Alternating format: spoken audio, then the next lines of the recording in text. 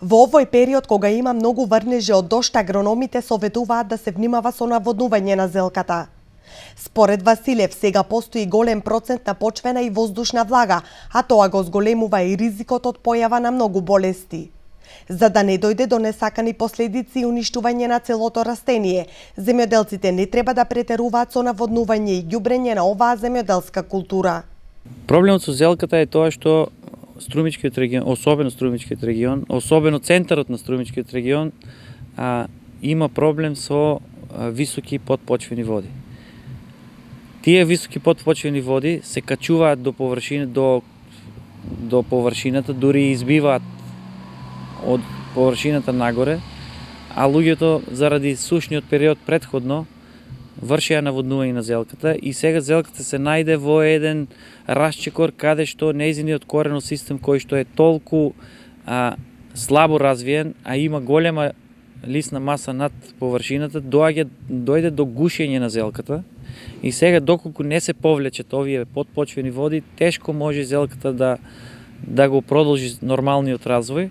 И погрешно е кога земјоделците упорно ставаат ѓубрива со цел да ги мрднат растенијата, туку треба да внимаваат дали нивната површина има потреби од храна или нема потреби од храна.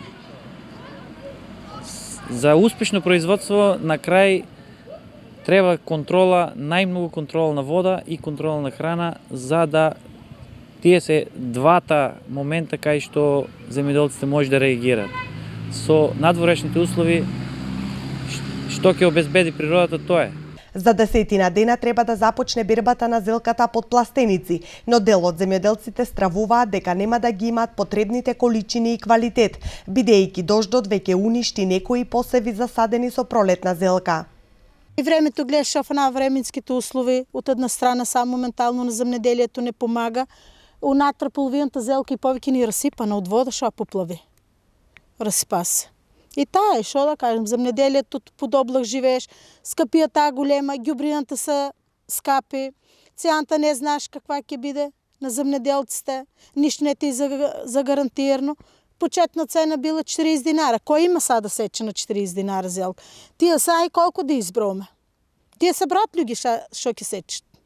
Ако ќе фанеме наглум да има зелка, за цената нема ништо да се знае.